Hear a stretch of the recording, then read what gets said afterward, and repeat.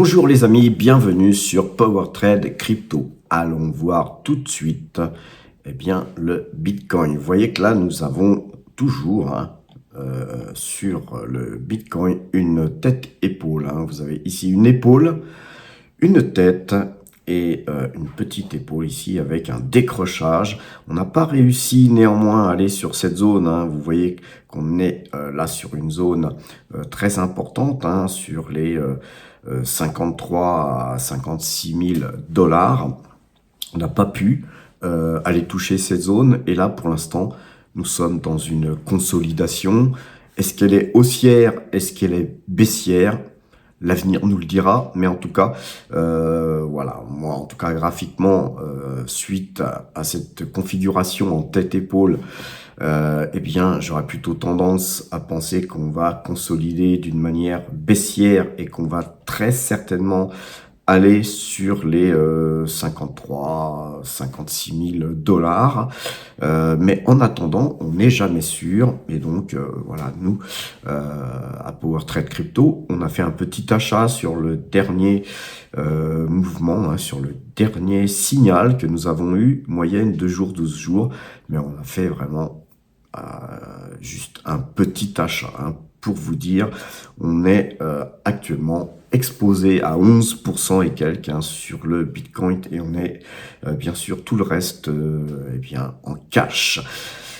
Cette zone-là, on l'attend nous en tout cas, car nous, ce qu'on fait, c'est de l'accumulation-distribution. Donc là pour l'instant, puisque le BTC est en phase baissière, nous on est en phase accumulation, mais voilà, on fait pas de la DCA stupide à acheter tous les mois. On essaye de chercher des signaux, même si ces signaux sont mauvais, mais au moins on travaille sur des signaux. Et puis évidemment, on a des zones sur lesquelles on va être beaucoup plus agressif. Et je vous parlais de cette zone de 53 56 000 dollars. Alors si on y va, évidemment, on en profitera pour accumuler encore sur cette zone, mais attention, vous voyez que là, en fait, on pourrait, d'ailleurs, je vais vous le tracer, tant qu'à faire se peut, je vais essayer de vous tracer cette droite là ici, et qu'on va mettre, pourquoi pas en rouge. Voilà, et vous voyez que moi je m'attends à une symétrie, vous voyez que là sur ce double bottom ici, qui s'est transformé en tête-épaule, vous voyez que tous les points qu'on a vus ici, on les a revus à la baisse, quasiment, un peu au prou. Alors évidemment, quelques centaines ou milliers de dollars de différence, mais n'oubliez pas que le graphique est incliné. Et donc nous avons un petit décalage sur une inclinaison haussière concernant le Bitcoin. Donc tous les points qu'on voit ici, on les revoit légèrement plus haut sur la partie droite de cette symétrie. Alors là, vous voyez, d'ailleurs on va zoomer après, mais je vous ai fait un petit triangle ici. On retrouve cette zone là ici que je vais vous entourer là ici. Vous voyez que cette zone, voilà, que je vais redéplacer un peu. Voilà, ici cette zone, elle correspond à ce triangle sur lequel nous allons zoomer. Alors effectivement, après, si on casse cette zone, après avoir, en fait, en gros, si on refait par mimétisme exactement la même chose qu'on a à gauche qu'à droite, ici on devrait, après avoir touché cette zone, ce train vert qui est très épais, puisque je vous l'ai fait très épais exprès, on devrait remonter en fait, on devrait avoir évidemment une phase où on pourrait remonter et retracer tout ça. Toute cette partie ici, elle pourrait être donc assez longue, puisque ça pourrait nous amener fin 2026, voire un peu avant, voire début 2027. Et puis il pourrait y avoir décrochage sur ce trend. Et là, on serait plutôt sur les 39 000 dollars, les amis. Donc, je vous encourage, encore une fois, à la plus grande prudence, surtout concernant justement les crypto-monnaies. Je vous rappelle qu'il ne faut pas avoir, à mon sens, plus de 3% de ses allocations d'actifs en crypto, de façon à vous protéger au mieux, hein, de protéger vos avoirs au mieux.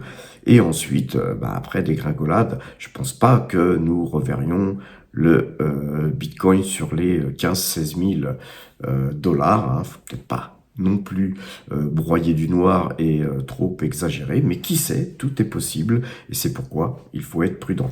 Moi, je m'attends plutôt sur la zone des 38-39 000 dollars à un rebond durable, mais les graphiques permettront de consolider notre vision des choses, car il ne faut pas se faire du cinéma dans sa tête, les amis, et se dire, voilà, puisque c'est du Bitcoin, ça ne peut que monter. Preuve en est, les amis, nous, on avait vendu sur PowerTrade, ceux qui me suivent sur la chaîne principale, nous, on avait vendu à 96 000 dollars.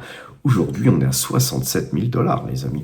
Donc, encore une fois, on a quand même une expérience graphique, une certaine vision du marché, et nous ne sommes pas des gens qui sont absolument bullish ou bearish. D'ailleurs, on n'est ni bullish ni bearish, nous sommes à l'écoute du marché. Et quand on écoute le marché, eh bien, il y a pas mal de nouvelles intéressantes qu'il y a eu dernièrement, notamment à partir du 29 mai, le CME permettra du trading 24 heures sur 24 et 7 jours sur 7. Alors tout ça, les amis, ça va améliorer la liquidité, d'une part, et je pense que ça devrait permettre effectivement au Bitcoin à peut-être pouvoir être un peu plus orienté à la hausse qu'il ne l'est actuellement. Sur l'Iran aussi, il se passe beaucoup de choses. Là, on le sait, il y a pas mal de troupes et surtout une armada de navires qui longe en fait l'Iran. Et je pense pas que Trump ait amené tout ça pour ne pas frapper. Donc je pense qu'il va y avoir frappe. Au moment où je vous parle, peut-être qu'il y a frappe. Peut-être que ça sera dans les heures qui viennent, dans les jours qui viennent ou les mois qui viennent.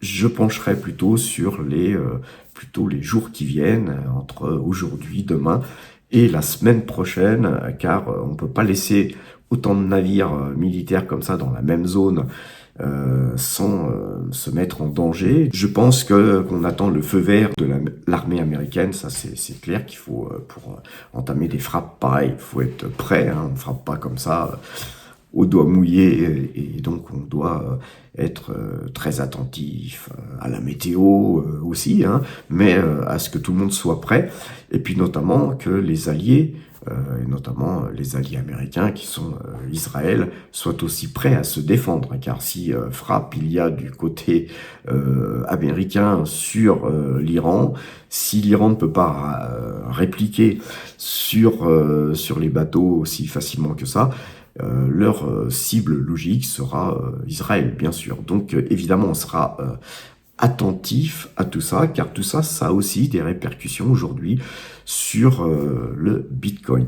Alors, nous avons l'inflation japonaise aussi qui est apparue plus basse qu'attendue. Donc tout ça, ça joue aussi positivement sur le Bitcoin, car effectivement, puisque l'inflation japonaise est plus basse qu'attendue, eh bien, ça c'est une surprise d'ailleurs, les taux japonais peuvent attendre pour monter, et si les taux restent bas, voilà, donc en tout cas les taux ont une incidence aussi sur les cryptos, les amis. Voilà, donc on va maintenant à présent zoomer, et ce zoom nous montre le triangle que je vous ai tracé. Et donc, on a un joli triangle bien tracé. Et sortie de triangle par le haut, ça sera haussier. Sortie de triangle par le bas, ça sera bien sûr baissier. Donc, nous, on est plutôt ni haussier ni baissier. On est observateur. Et là, on a eu des signaux qui n'étaient pas des bons signaux d'achat, mais que nous avons fait, mais avec des petites lignes, histoire d'accumuler progressivement sur signaux.